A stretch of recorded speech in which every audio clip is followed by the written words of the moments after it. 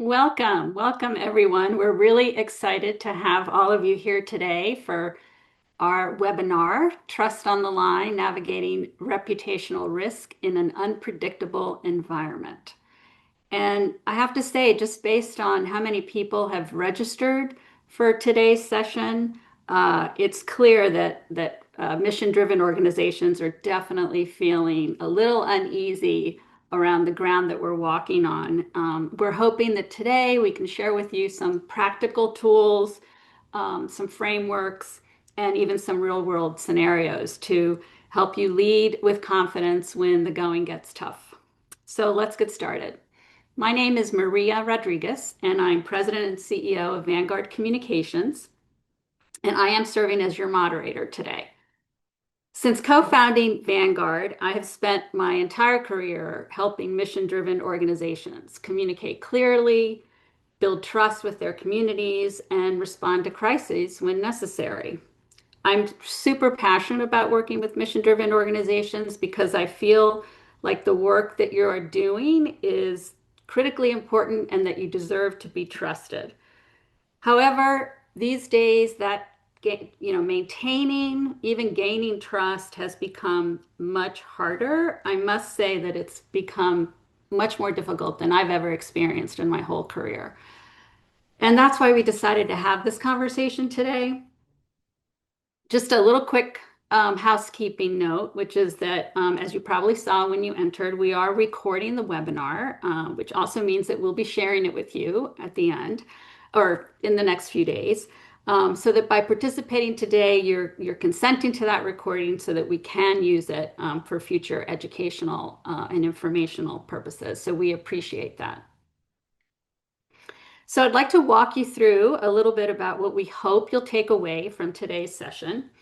By the end of our webinar, we hope that you'll have a much clearer understanding of the current environment that makes it really hard for mission-driven organizations to manage a reputational crisis, and that you'll be able to identify potential threats before they escalate. We hope you'll also learn how to prepare for challenges to your organization's integrity before a crisis hits so that you're prepared. We're going to share some proven strategies to protect your organization's image, and equally important, to repair trust when things start to go a little south. And we'll talk through scenarios with real-world examples, because theory only gets us so far.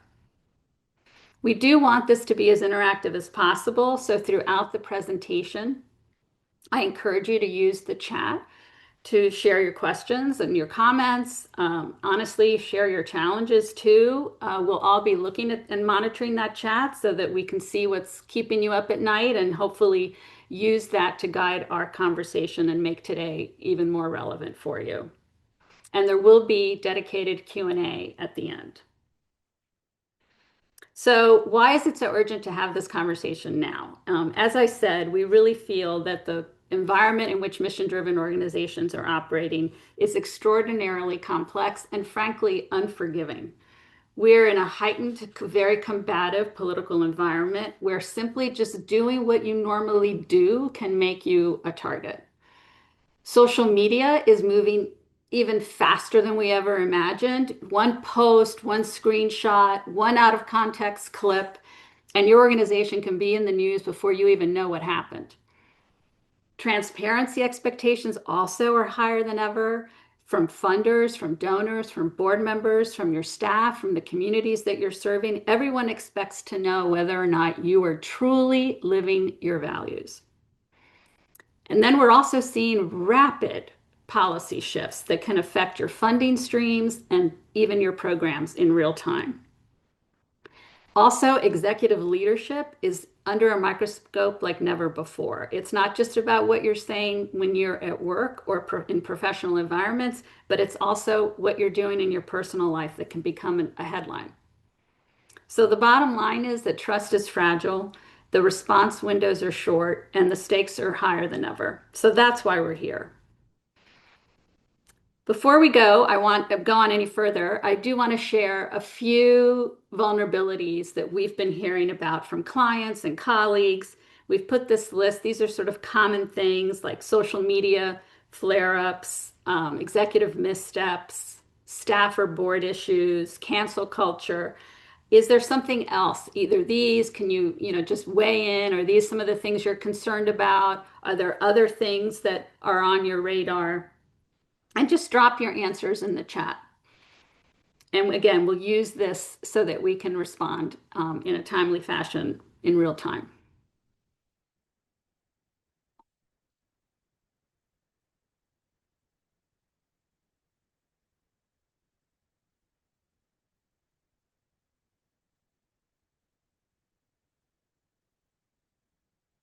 I'm seeing polarized communities.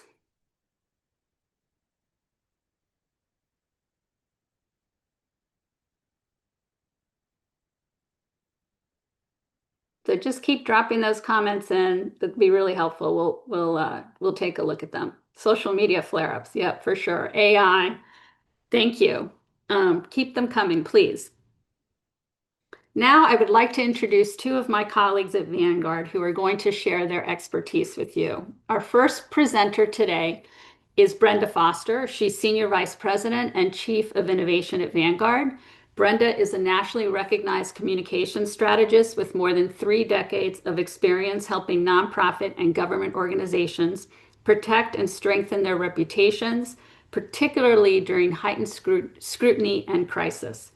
A former broadcast journalist, Brenda is widely respected for her ability to reframe challenges into opportunities and guide organizations through complex, high-pressure communications environments. Among her many accolades, she was inducted into the National Capital Public Relations Hall of Fame by the Public Relations Society of America in 2024. Brenda, we're so glad to have you here today. Welcome. Thanks, Maria. Thanks for letting us talk about what's been going on in the world, and I hope that we can be helpful to all of you with the lessons that we've learned, and also we want to learn from you as well about what it's really like out there trying to get your mission work done in this environment. So looking forward to working with you. Thank you, Brenda. Joining Brenda today is Crystal Board. She's Vice President and Community-Driven Communications Practice Lead at Vanguard. Crystal brings more than 2 decades of experience advising nonprofits, government agencies, and foundations on strategic communications matters. She's widely respected for helping organizations communicate their values and for knowing when to speak up and when to stay silent. Crystal served as president of the Public Relations Society of America's National Capital Chapter just last year. Her work and leadership have earned national recognition, including honors from PR News, Reagan, and PR Daily. Crystal, thank you so much for being here. We're excited for everyone to hear from you today. Oh, thank you, Maria. I'm really excited for today's conversation. I think it's incredibly timely, as someone mentioned in the chat, because I think all of us could use a little bit more help in this arena right now for some of the challenges we're facing. So looking forward to our conversation today. Thank you. Thank you. All right. Well, Brenda, why don't you kick it off? All right. So the first thing we're going to talk about today is prevention and preparedness pays. I know that is kind of a boring concept to think about prevention and preparedness when they're in the middle of what seems like a firestorm.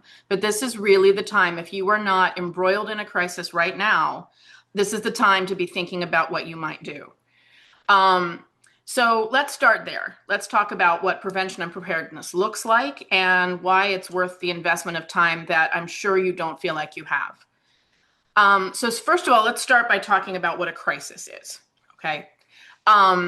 Communications scholar Timothy Combs says the crisis is the perception of an unpredictable event that threatens important expectancies of stakeholders and can seriously impact an organization's performance and generate negative outcomes.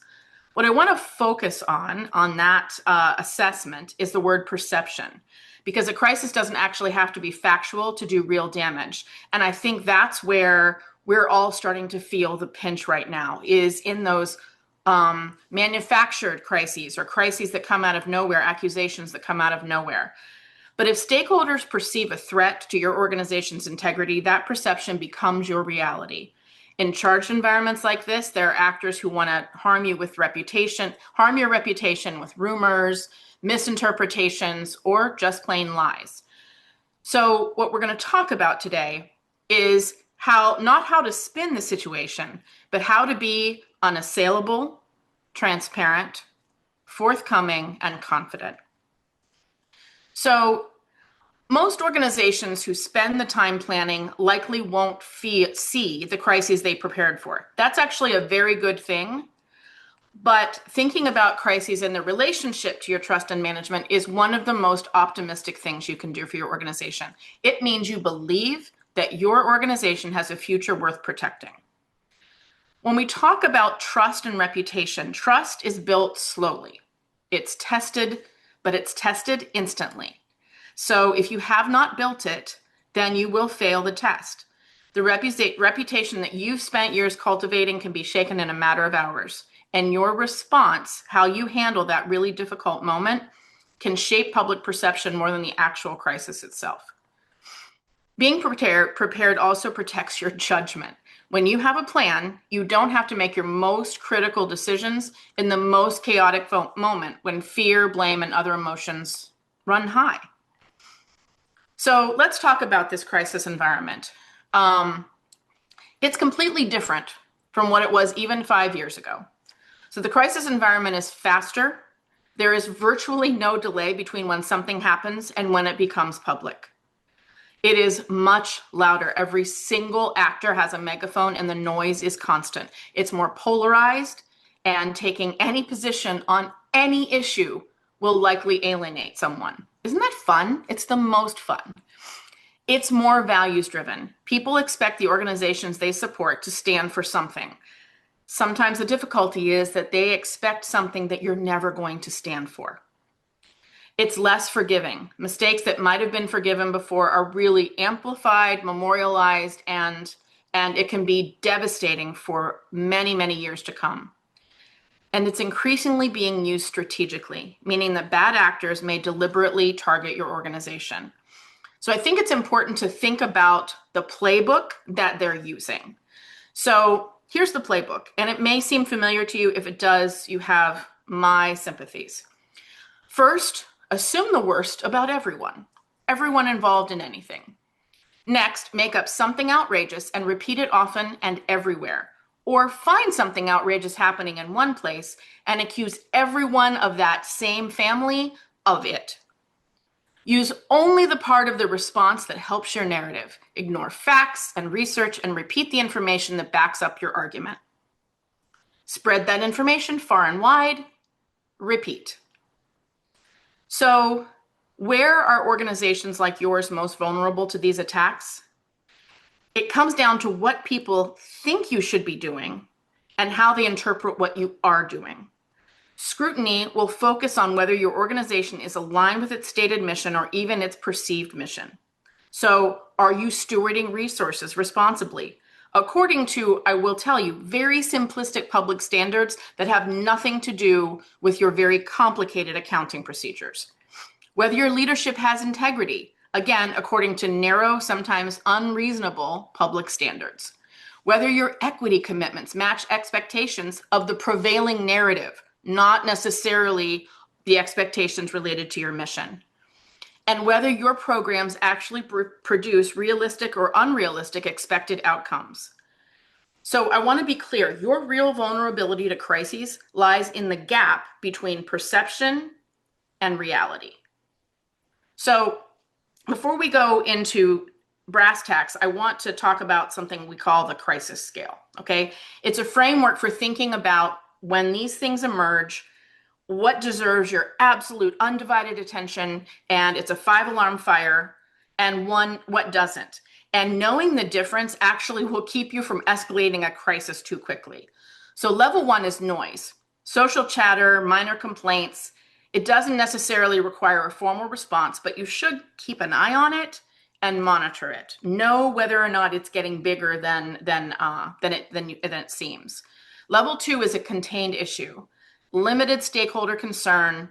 Monitor it, clarify if needed, but don't escalate it unnecessarily.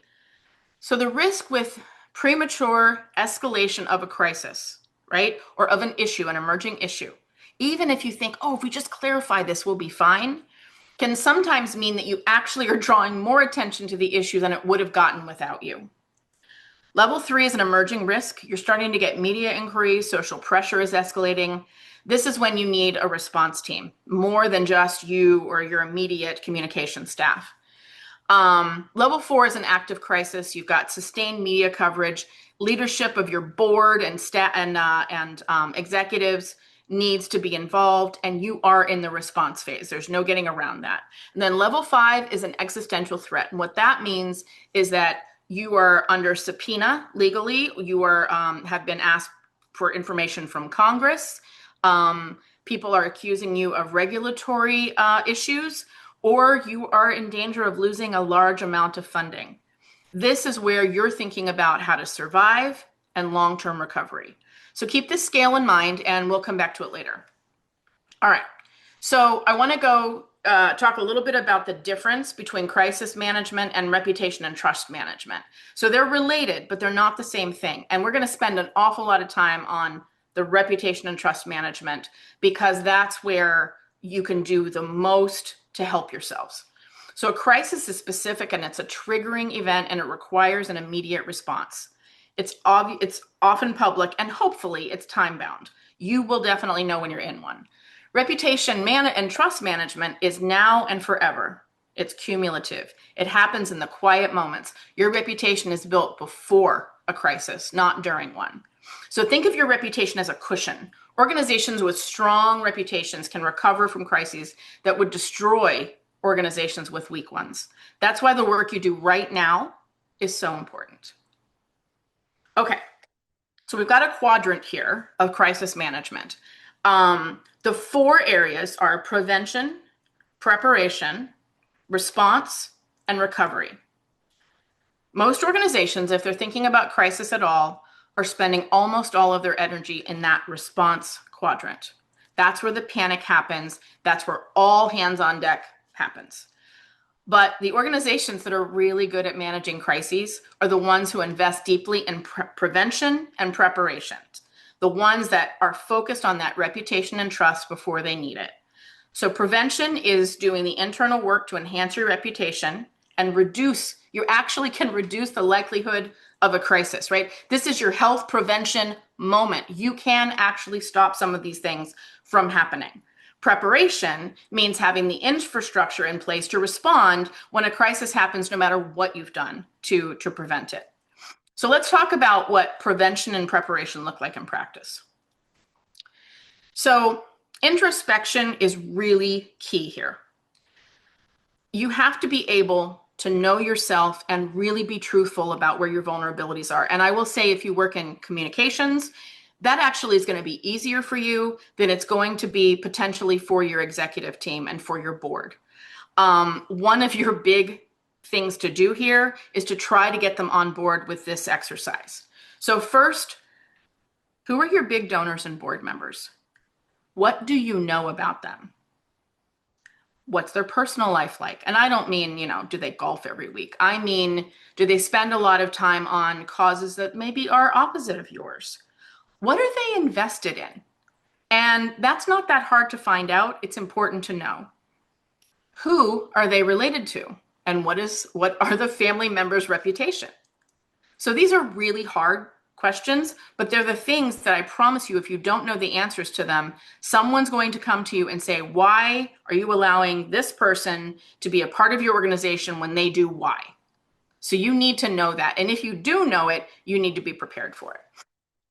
Where is your money invested? If you're a larger organization with a healthy budget, you've got your money invested in ways that you may not even realize, or maybe your financial officer realizes it, but as the comms team, you don't.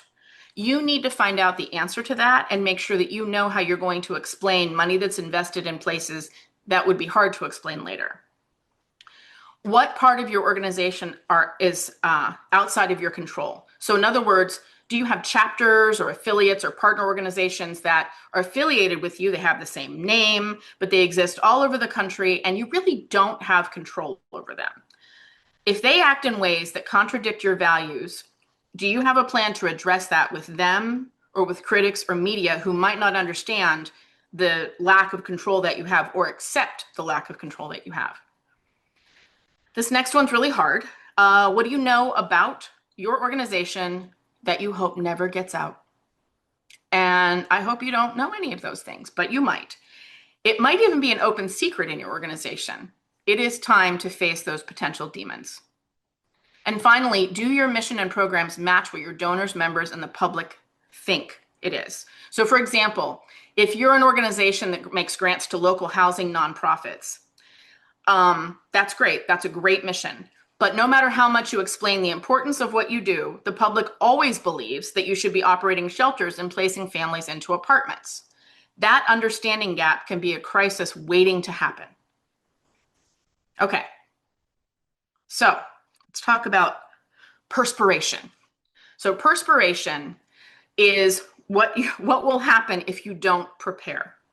So self-reflection, again, we talked about some self-reflection before, is really important here. What keeps you up at night? If something that's happening is worrying you, it probably should be on your risk register. Another important thing, what keeps your employees up at night? Ask them. They might be closer to certain risks than you are, or they might know something's going on that has not been elevated to you. You've got to keep those lines of communications open. Who is your go-to crisis response team? Have you identified them? Do the people know they're on it? How will you contact each other? How will you meet? Have you practiced? Have you done scenario planning? And finally, who are your allies? Other groups, trusted board members, trusted allies who might have a great reputation, celebrities, anybody like that. When a crisis hits, you don't want to identify those people for the first time. You want to have that list so that you can say, guess what? We've been accused of something that's terrible and it's not true. Will you speak up for us? Let them know what's going on. Keep them on that very first set of phone calls. Okay, here's some more work. Transparency.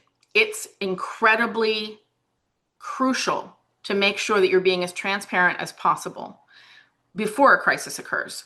So people who are inclined to believe rumors or who are looking to confirm whether they should support you often expect certain things to be easy to find and obvious. When they aren't, it's sad, but they assume you're hiding something.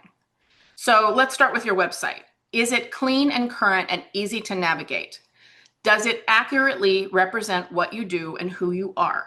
Is it very clear when I get to your website exactly what you do so that it doesn't seem like you're hiding anything? Speaking of hiding, your finances.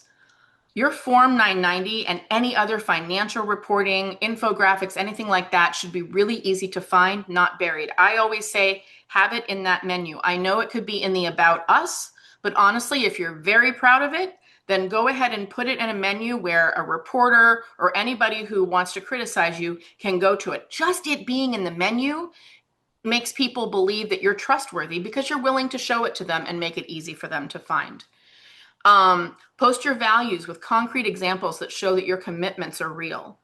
And finally, if you have some complicated things that you do and people don't understand them, now's the time to create frequently asked questions or explanatory videos that help explain those complicated aspects of your work to help prevent misunderstandings. Whew, okay, so that's a lot, and I hope I haven't given any of you heart palpitations, but there are some things you can do right now. So first of all, there's a practical checklist, you'll see it on your screen, of steps you can take immediately to strengthen your crisis preparedness. First, audit those vulnerabilities we've been talking about. Use what you know about the political, social, and media landscape to identify where you're exposed. Build a social listening, monitoring, and engagement plan. So also monitor the groups like you and those who often criticize you. That's going to help you spot trends in messaging or criticism that might eventually be pointed at you. It allows you to get ahead of things before they're actually on your front doorstep.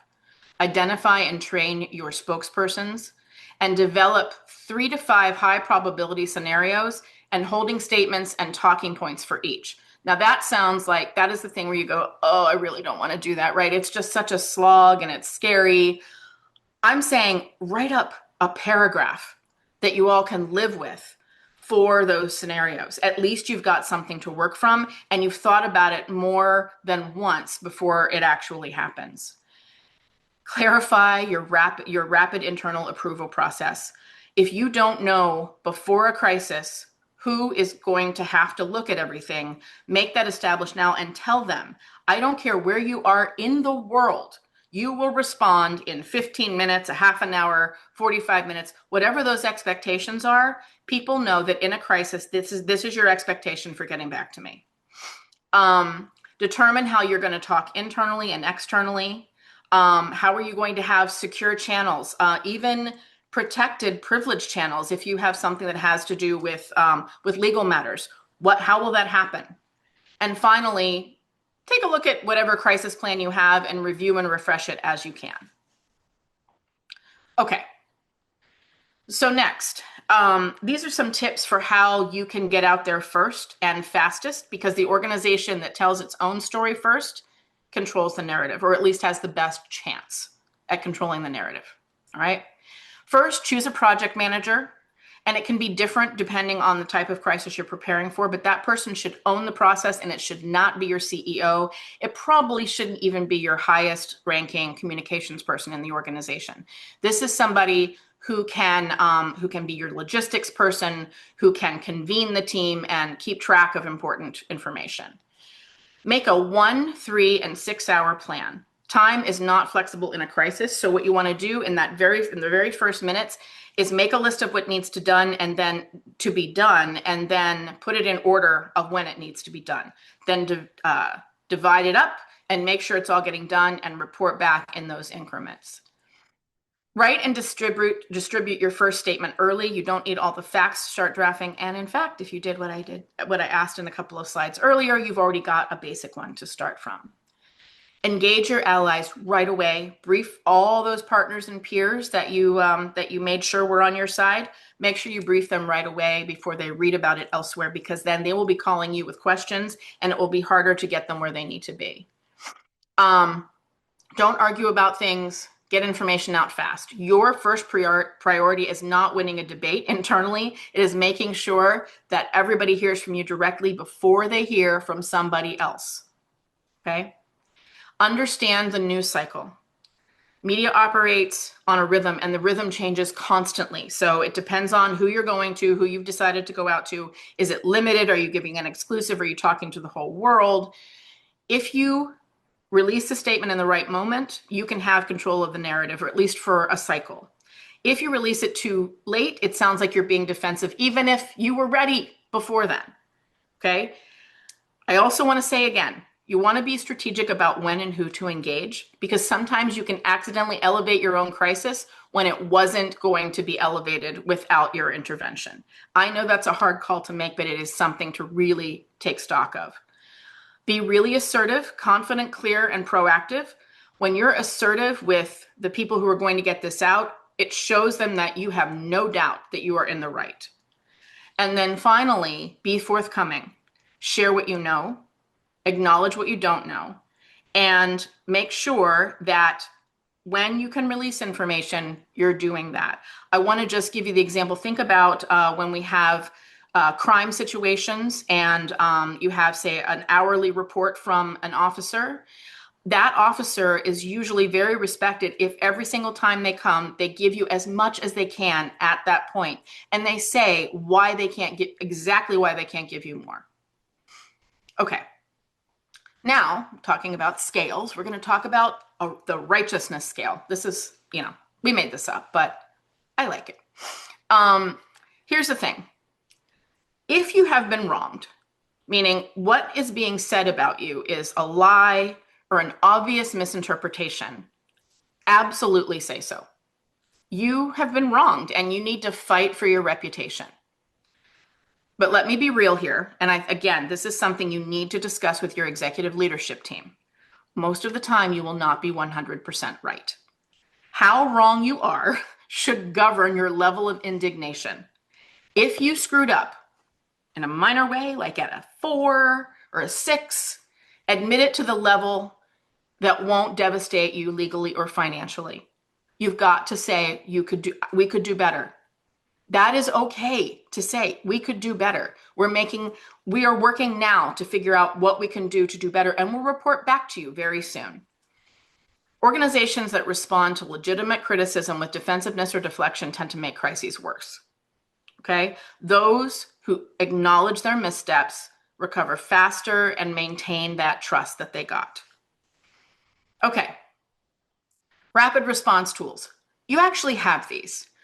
How many of you have Google alerts and delete them before you even look at them? I do. I'm so sorry to say that, but it's true. You've got to look at them. You have internal channels that no one has tested. You have a crisis playbook and you're not really sure where it is on your server. You have board communication protocols that your last 3 boards have never heard of. You have your only relationship with legal counsel is when things are activated and it's actually a legal problem. These are all things you can be dealing with now. Okay, let's talk about if something would happen. Legal, how can you work with comms to make sure that we're not incriminating ourselves or making things worse, but also being as transparent and accountable as we can. All right? Okay. I know it doesn't seem like it, but you can recover. You can. If you have a reputational crisis, recovery is a really long road and the process can be totally exhausting. It can lead to burnout and a loss of focus on mission because it's just all you do. And you're exhausted because crises don't happen, in the 9 to 5 arena, and you've been dealing with it for weeks and you're just tired and done. But you have to stick with it, even if you have to take turns on teams, being the one that is on call. Recovering from a crisis isn't a statement of accountability. It's not about a rebrand. It takes months, it can take years, and it requires sustained, consistent action that can back up words that were said in the moment when you were trying to respond. True recovery really requires rebuilding that trust, relationship by relationship and decision by decision. There's a lot of meetings that have to happen, a lot of outreach, a lot of handholding. It requires humility and an ongoing commitment to your values. Okay? All right. So now we're going to talk about when you get in that crisis or you have a situation going on, when do you speak up and when do you stay silent? Crystal, counting on you for the answer. Yeah, tough question, Brenda, but I'm going to do my best to answer it. And the reason it's a tough question is it's not one that has a simple universal answer. Context matters enormously. Mission matters. Stakeholder relationships matter. Credibility matters. And the specific issue at hand matters. So a lot of things matter. So in the next several slides, I'm going to walk you through a framework for making this decision strategically rather than emotionally or reactively. So let's dig in. So before your organization decides whether to issue a statement on any issue, whether it's a national crisis, a policy change, a community event, or even an internal matter that's gone public, unfortunately, I want you to sit with this question. Just because we can say something or want to say something, does that mean we should say something? Right? Just because we can say something or want to say something, does that mean we should say something? The urge to respond is understandable. It feels proactive. It feels caring. It feels like leadership oftentimes, but statements made without strategy can do real damage to your credibility, to stakeholder relationships, and ultimately to your organizational mission. So as an organization, the desire to speak is not sufficient reason to speak. Strategy must come first. And as we know, as professional communicators thinking about our strategic communications planning process, we know that strategy is always starting with what is the goal and who is the audience. And in a crisis, that doesn't come off the table either. It's always a smart starting point. So here's the uncomfortable truth. Whether you speak or stay silent, there's a risk. It's risky.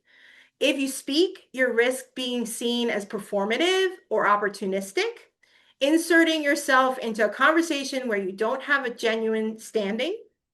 You risk drawing attention to your own shortcomings in the very area you're commenting on, possibly, and you risk alienating stakeholders who disagree with your position. However, if you stay silent, you risk accusations of complicity or indifference. You risk internal employee dissatisfaction. Your own team may be watching and judging your silence and be very unhappy with it. You risk losing trust with key communities who expected you to stand up, and especially stand up with them or for them. And remember, silence is a message too. So just by not saying something doesn't mean that you're on the fence. It also speaks and creates a statement in itself. Acknowledging that both paths carry risk is the beginning of a more honest and strategic decision-making process. The goal is not to avoid risk, because as we mentioned, it's kind of unavoidable, whichever path you choose. It's about being intentional about which risks you're willing to accept as an organization. So how do you make this decision? We recommend asking 4 key questions before your organization decides to issue a statement on any external issue. First, does this align with our mission and values? Not just peripherally, is there a clear, direct connection? 2, are our stakeholders, external and/or internal, impacted? Not everyone is equally affected by everything. Is your community genuinely touched by this issue? 3, do we have credibility as an organization on this issue? Do we have a track record, expertise, or relative experience that gives our voice authority here in this conversation? And the final 4th question is, can we follow up on our words with real actions? Are we willing and able to do something concrete in response to what we're saying? Here's the guidance. If you answer no to one or more of these 4 questions, it may not be your moment to speak. Sometimes this is really hard for C-suite level leadership to accept, but it's true. This isn't about staying silent forever, however. It's about speaking when you have something real to say. And hey, we love a roadmap, right? So we love a decision-making tree. So here is one that kind of reflects those 4 questions that I posed and helps you visualize a decision-making framework and how you can kind of work through what your answer would be, whether to speak up or to stay silent. So let's start at the top. Does this align with our mission and values? If no, that's your answer, stay silent, right? If you don't have a road or credibility in that space, you really should not be speaking within it. If yes, then we move to the next question. Are stakeholders impacted? If no, there may be other organizations like yours or in other spaces that are better positioned to speak. Stay silent. If yes, ask yourself, do we have credibility on this issue? If no, consider whether speaking will actually help or whether it will undermine trust. And then if yes to that question, then you ask yourself the final question, which is, can we follow up on our words with actions? If no, your statement might be perceived as empty or do more harm than good. If yes, speak up.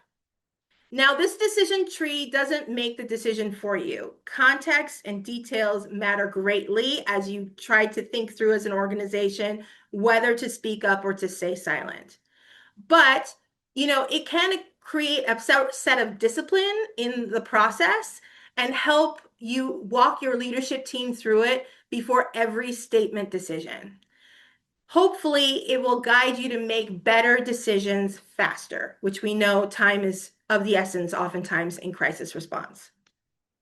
So let's look at when speaking up is strategic and when silence is strategic with some real-world context. So speaking up is strategic when a policy directly affects your mission. For example, if you're a food bank and SNAP cuts are being proposed, your community is directly impacted and your voice has credibility. It's also strategic when your stakeholders are vulnerable. If you serve like an immigrant population and new immigration restrictions are announced, your community is looking to you for guidance. It's strategic when you have a genuine history of leadership in the space. If you're a health equity organization, for example, and a major reproductive health decision is issued, your credibility on that issue is established. Silence can be strategic too. And it's strategic when more robust internal response is already in motion and a public statement would complicate it, right?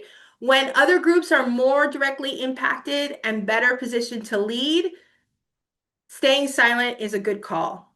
When speaking could be perceived as co-opting a cause for PR purposes, or when you simply cannot back up what you'd say with meaningful action, the key word again is strategic, not emotional, not reactive. Those would be occasions where it would be strategic to be silent. If the decision tree points you towards speaking, here's how to write a statement that will actually build trust rather than erode it. Be specific about the issue and why it matters. Vague statements always signal that you haven't really engaged with the substance. Echo your mission and value in the messaging so the connection is clear and feels authentic. Always try to center the impacted communities. The statement should be about them, not about your organization. Offer tangible actions, not just emotion. What will you do? And there's a couple of sample actions we listed out on the screen, like an action could be policy change, donations, listening sessions, new partnerships, hiring shifts, training initiatives, all legislative advocacy. Use inclusive, respectful language whenever possible. Invite collaboration when relevant, and make sure you can actually deliver on what you commit to. I think in the wake of George Floyd's murder, we saw a lot of organizations make really bold statements that they were unable to back with real action or credibility. And you want to avoid putting your organization in that position.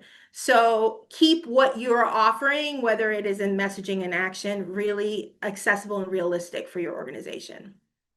A values-driven statement that is backed by action is one of the most powerful trust-building tools an organization has.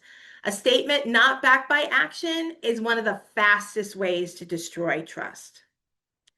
Even after you've decided to speak and drafted your statement, the work isn't done. You need to think carefully about risk management, both internally and externally.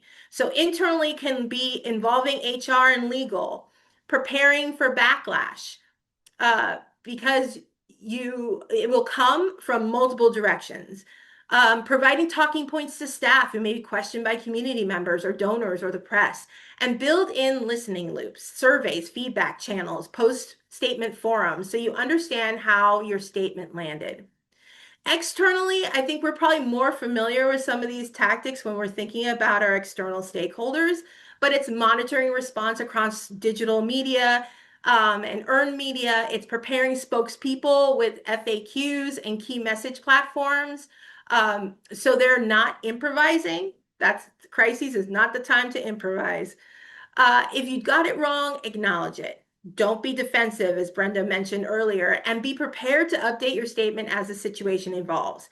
A living response is almost always more credible than a one and done approach. And that's also something you're going to have to get leadership buy-in with, because sometimes they feel like, oh, we prepared a statement, we made it, and now we're moving on. And all these situations often are evolving where new information may come to light. And so having a living statement can be incredibly valuable. So let's put this framework to work with an exercise. So imagine that you are a mental health nonprofit, and unfortunately and tragically, a mass shooting occurs at a local grocery store in your community. There are multiple fatalities and many injuries. So with that frame in mind, let's walk through the decision tree and see if a statement should happen. So does this align with our mission and values? Yes, would be the answer, right? Because mental health is deeply relevant to both the immediate trauma and the longer-term community healing. Are our stakeholders impacted? Almost certainly yes, right? Because it happened in our community. Our community is grieving. Our clients may be directly affected by this tragedy, and our staff are human beings who are also processing this. Do we have credibility on this issue? Yes. Trauma, grief, and mental health support are our areas of expertise and the services we provide and we can support our traumatized community. And can we follow up our words in the statement with real action? What actions might we offer, right? That could be like free counseling sessions. It could be, a variety, maybe like some support groups. So lots of options that we could offer um, to back up the words in our statement. So what do you guys think? Are there things that you might add as part of the decision-making process, like as you think about being an organization in this kind of position? Go ahead and add that in the chat. We'd love for you to be sharing ideas with each other. So, when we think about before we move to some final scenarios, we want to kind of talk through and apply some of the lessons that Brenda was sharing and I was sharing into kind of some real world scenarios. I wanted to say that statements that overreach, that try to position your organization as a leader on every issue, regardless of your actual expertise or impact, only erodes trust. People feel that when you're performing rather than acting from genuine commitment, right? They know and they can tell what is performative.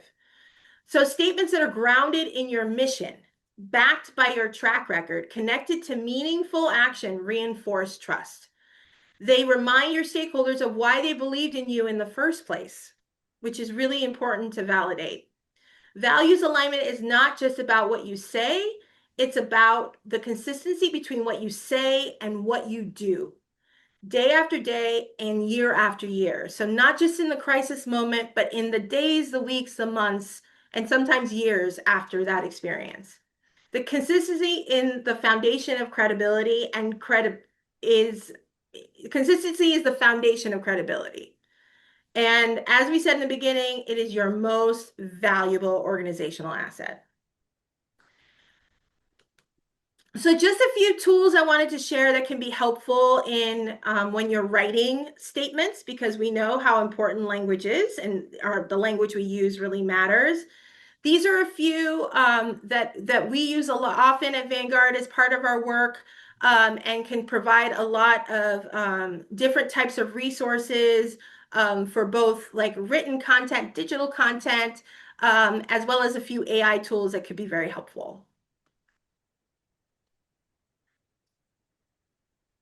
So I'll turn it back over to Maria to start us talking about some case studies. Thank you, Crystal, and thank you, Brenda. That was just so much great information. Again, want to remind people we will make the PowerPoint and the video available to you because there's a lot here. I do want to go through a couple scenarios, real world scenarios, and I think it'd be great to use the crisis scale as our framework. So I encourage everyone to think along with us around that and about how would your organization manage the particular scenario or how you'd respond, that kind of thing. Brenda, before we get into that, did you want to talk about the crisis scale? Sure. Let's take a look at where you are on the crisis scale for each of these. And remember, not only where you are, but what it is that you have to do at each of these things, and we're going to try to figure out, are we on fire or can we just sit back and keep monitoring? All right, so let's take a look. Perfect. Okay, so first scenario. A sudden federal policy change impacts your organization and its funding sources. Advocates are urging your organization to publicly take a stand. Within 24 hours, your program staff are expressing serious concerns. Community partners are asking for direction. Funders are calling and seeking reassurance.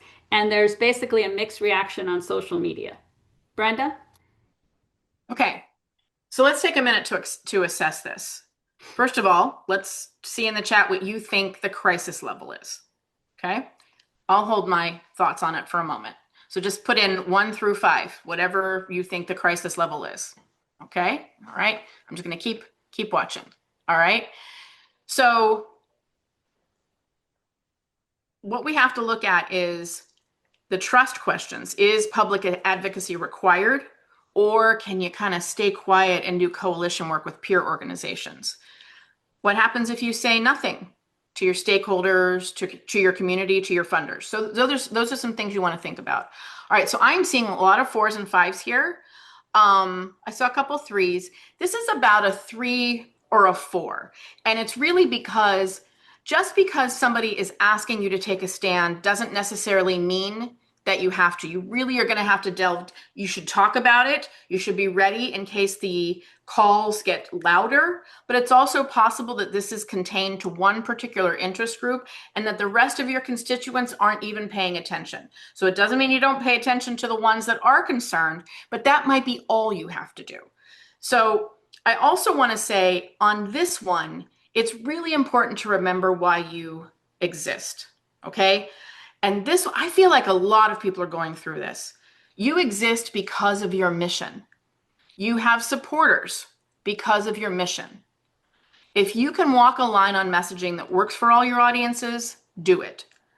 But if not, your long-term survival, I know it feels like it depends on the funding, but it will also ultimately depend on how you protected your mission.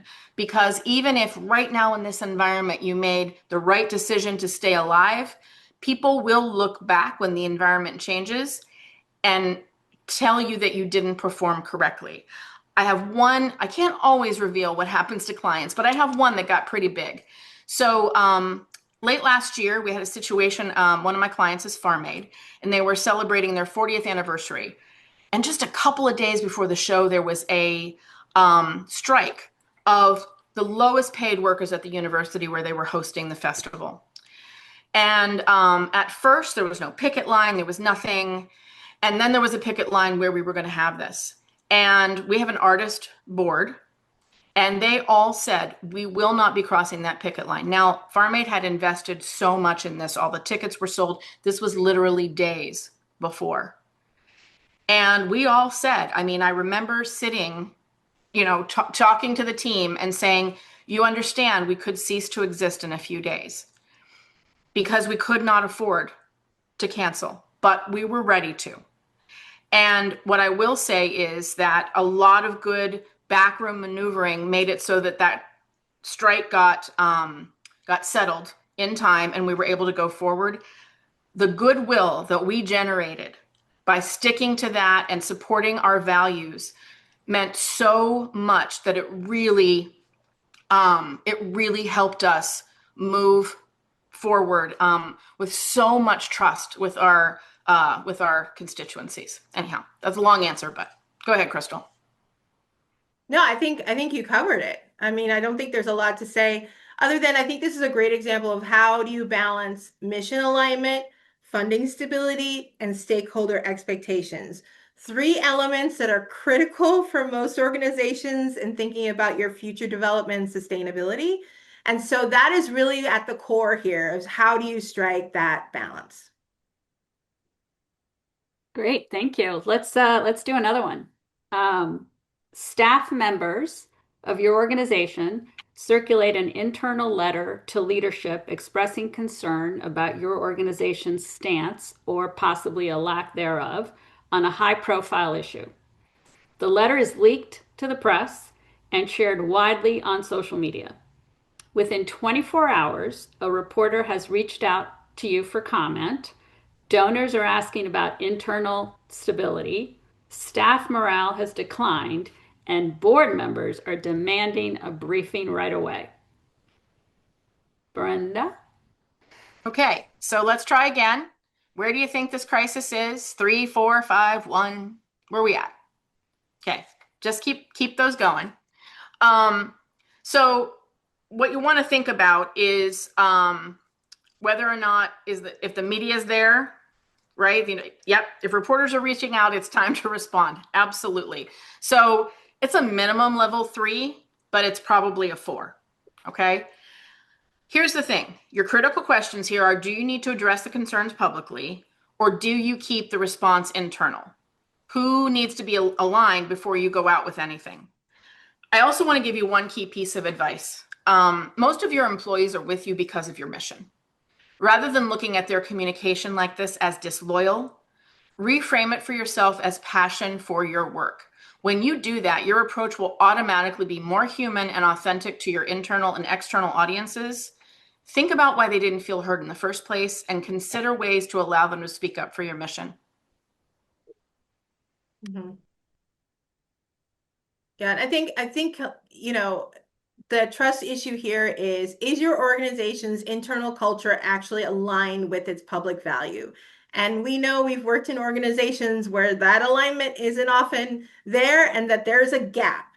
But if there's a gap, stakeholders, external as well as your internal ones, are going to notice, and that is going to impact your trust in how you respond to this situation. So really thinking through how to create more alignment, that's like part of the preparation work, right? Of like identifying what those vulnerabilities might be, and then trying to come up with strategic ways of responding to it. All right, I'm going to do one last scenario. This one ties into what Brenda had talked about earlier about how important it is to know like who's on your board, who you're working with. So, a major donor to your organization is publicly associated with a controversial political action. Advocates are beginning to pressure your organization to return the donation. Within 24 hours, social media calls for accountability are growing. A local reporter has reached out.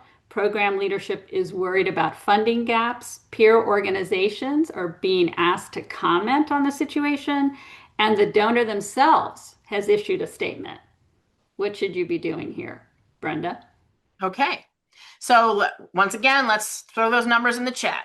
Is this just a 1? Is it a 5? Where does it fall? And it's really hard because, yeah. Okay. All right. I like this. These are some interesting answers. I like it. Begins as a 4 can lead to a 5. Absolutely. Okay. So, where we see this is it's a level 3 to a 4, depending. You haven't heard from media yet, right? You're just hearing from a set of donors or advocates. You have to think about some things. Are these advocates people who are crucial to your organization's mission, or do they have another axe to grind with you that actually isn't related to you at all? If that's the case, you kind of have to let them exist in their own world and really not elevate what they're saying about you. At the same time, if it's actually a problem, right? This is a very controversial political action that's clear to across the board versus maybe to just one political segment, right? Also a problem.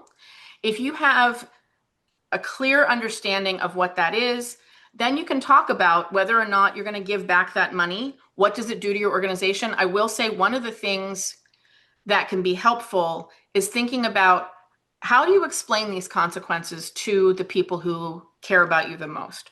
Because sometimes you have to actually say to people who are expecting you to act in that way, understand, here's the consequences of doing that. This is your organization too. Do you want us to say this is the end of this organization? Or can we start to do programming that is, in response to the organization or the controversial political action that this person was involved in? So there are some options here, but you don't always have to escalate it if the group that's going after you isn't really associated with you. And I think this is one of the hardest tensions in your organization's leadership is answering this trust question, which is how do you balance financial stewardship with values credibility? But thinking about this through and having discussions about this through as part of your crisis prevention preparation work before you're in that moment makes a huge significant difference on how to navigate such kind of choppy waters as an organization. That was great. Thank you both for those. Now we'd like to answer some of your questions. So if you haven't asked them, we've been keeping track. Please feel free to drop them in the chat now, and we're going to try to get to as many as we can. We appreciate all the discussion so far. It's not hard to get discussion from communicators on a call, so love that. All right, let's kick off. Brenda, what do you think is the most common mistake that you've seen organizations make when it comes to responding to a crisis or a threat? Responding too swiftly and too broadly. It happens all the time. Um, Sometimes crises are contained, and it's so scary to think that they might blow up, but you have such a big risk of blowing it up yourself, of taking it from something that was contained to a few things, and it bothers you. And I will tell you, the worst advocates for blowing it up too fast are going to be your board, because your board is going to be inundated with all, how can you be this way? I don't understand. And they're just people. And they have to go out in the world and they're getting constantly pummeled and they just want you to make the pain stop. You cannot succumb to that. If it is contained, leave it contained. Thank you. So we've been talking a little bit, and the webinar attendees have been weighing in on what's the level of the crisis. So I'm curious, Crystal, who should have the authority to call the level of the crisis? And maybe as the situation is evolving, like, should you be reevaluating the level? Well, I feel like a way of rephrasing that question is who should be the person that makes a decision and who thinks they should be the person that makes a decision, right? Like we're often in that boat. Brenda mentioned it earlier in her part of the presentation where she was like, who is your crisis go-to team, right? And the word team is very specifically used because teams usually reflect a small group of core people, right? I think oftentimes organizations, regardless of its size, tend to think that everybody should touch a crisis, right? Like everybody should look at the statement and everybody should be bought in. And really, that's part of the work of the preparation in advance is actually identifying a small group of individuals, identifying the person who should be the lead. And as Brenda suggested, doesn't always mean it's the top communicator or the CEO or executive director of an organization. Sometimes it's finding an individual who can kind of project manage the crisis for you and manage all the people, manage all the deliverables, manage all the expectations. But if the way to keep a team small without it growing into a choir responding to a crisis within an organization, which just ultimately slows everything down, as we know, as well as creates confusion, is having that conversation before the crisis happens, right? Coming up with the game plan, making sure that each person that's on that team, 4 or 5 people maybe, that they have a determined role and determined expectations on what they are contributing and what they're responsible for when the crisis scenario occurs. Thank you. So we have a question that came in early and that one of our colleagues on the call already answered, but I also want to give you two a chance to weigh in here. So the question is calling a lie more or less incendiary than calling it a mischaracterization of the facts? And then one of our attendees suggested, which I love, it's simply not true, allows you to avoid calling someone a liar and escalating the tension and the story while being more clear than calling it a mischaracterization of the facts. Do either of you have anything to add to that question? No, I mean, that's exactly correct. You said it better than I did. And look, the bottom line is you have to be very clear. Let's just think about the words mischaracterization of the facts, right? That there are people who have said that and you don't like any of them. Okay. So really being very clear, that is simply not true. I can explain why. It should always be backed up with, and I can explain, right? But yeah, I thought that was spot on, and I'll be borrowing that now. Thank you. The one thing I will add is that facts can be misinterpreted, right? Like the fact is actually accurate, like the number or whatever, but what the number means or the impact of the number or the impact of that information could be misinterpreted. And so that is another way of responding that that this has been misinterpreted. Here is the appropriate or the correct interpretation of, so you can better understand what this means or the impact that this has. Great. Okay, here's another question from the audience. For the preparation crisis materials, so for what you put together in advance, how often should it be revised, especially with internal partners such as HR and legal? Should we talk about the ideal, Brenda, and then talk about the reality? Yeah, sure, why not? I mean, the ideal is that this is like a living document. It's kind of like what we talk amongst ourselves about strategic communications plans, right? Like you need to be engaging with them on a frequent basis. You can't just create one for the year and then just refer to it at the end of the year to see what was accomplished. So looking at it quarterly, especially if you have a core team assembled, and that is one of the responsibilities of that core team is to review that crisis plan or those crisis processes for communications quarterly. That's the ideal. But I think at least doing it twice a year. And even I know that sounds like a huge undertaking, but the truth is, crises move so fast. If this will help you get ahead of the game, if you have a plan in place that is refreshed, like it reflects like leadership changes and message changes or policy changes. So looking at that more than once a year is incredibly valuable. And you'll definitely be happy that you did it if you're faced with a crisis, because having a draft is really helpful. I have a question. How do you handle the first media inquiry when you don't have all the facts yet? I feel like that's a really common situation. Well, I have a real world example for that one, where I got a media call at one time that notified me that an organization we were working with, that the CEO had passed away and wanted a comment on behalf of the organization. And when I received that call, I did not have that information. I did not know that. And so I said, you know what? Thank you for letting me, thank you for the call. We're working on a response. As soon as we have it, I'll get back to you. And that is usually the best way of responding. You're not acknowledging that you don't know. You're not acknowledging that you don't have the information yet, but you're acknowledging like, I hear you're looking for the information. We're working on a response. As soon as I have it, I'll get back to you. Great.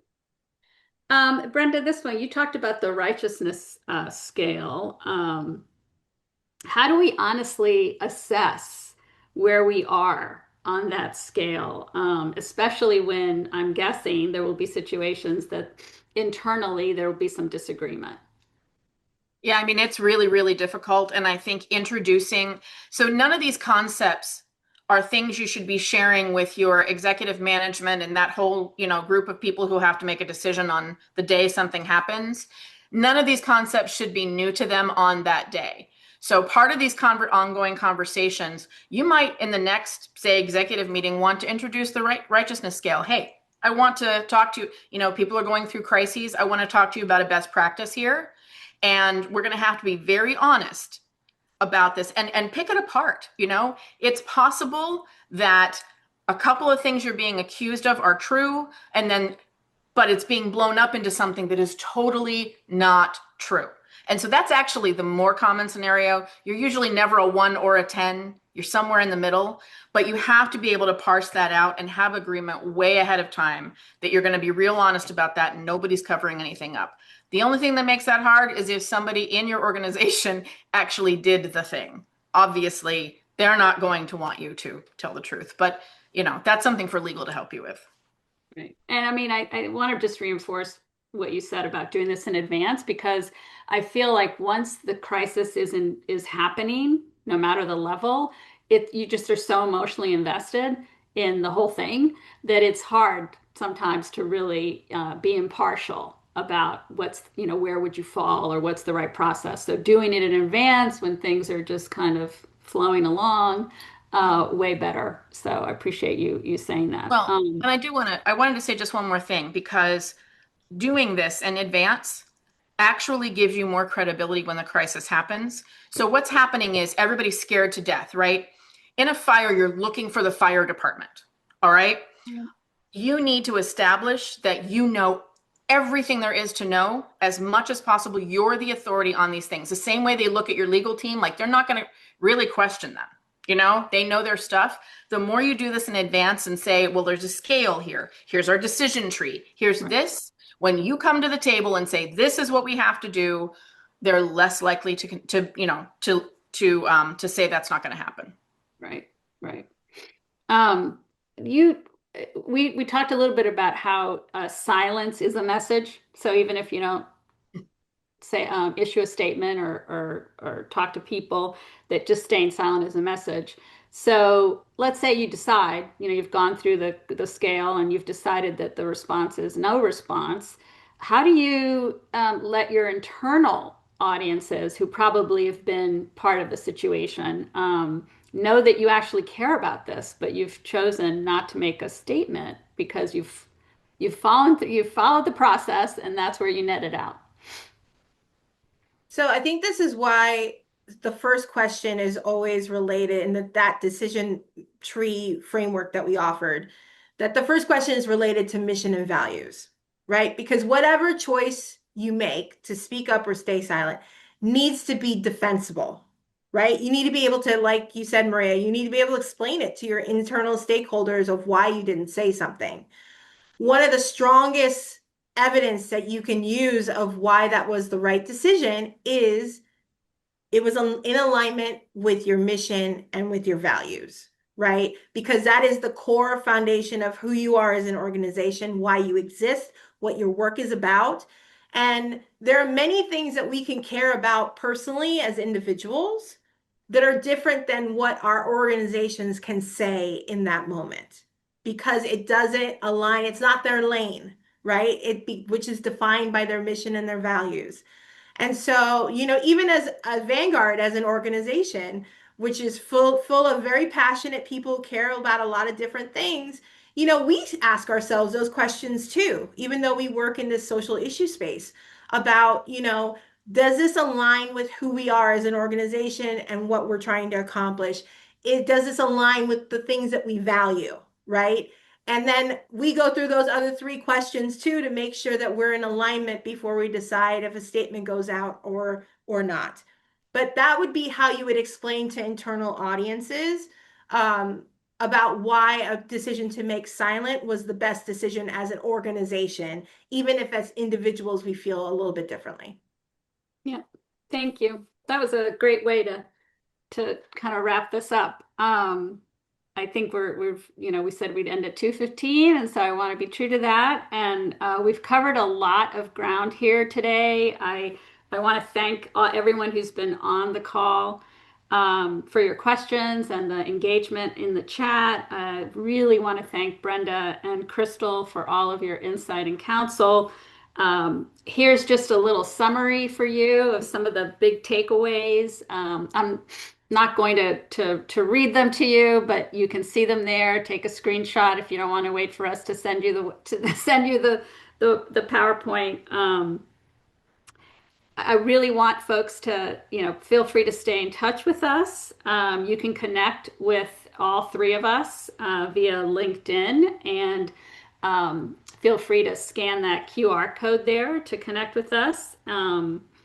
We'd love to continue the conversation there. And of course, if you need any help in communications, and you are an organization that works on social issues, we would love to hear from you. We'd love to help you, especially during these times. We do have a quarterly newsletter that we send out, and if you'd like to get that, please feel free to scan that QR code, or you can sign up on our website at vancom.com. Email dash sign up, and that address is right there. So thank you again for joining us today. We really appreciate all that engagement. Huge thanks to Brenda and Crystal again. And then, of course, the behind the scenes team. There's always a behind the scenes team with a webinar. So I want to thank Leanne DeFrancesco and Riley Smith and Erica Gaitan for their help today to get us here and get us ready. And then most importantly, please keep doing the work that you're doing. It's incredibly important. It's really hard right now, and we get that. So try to take care of yourselves in doing so. So thank you again, and we'll see you next time.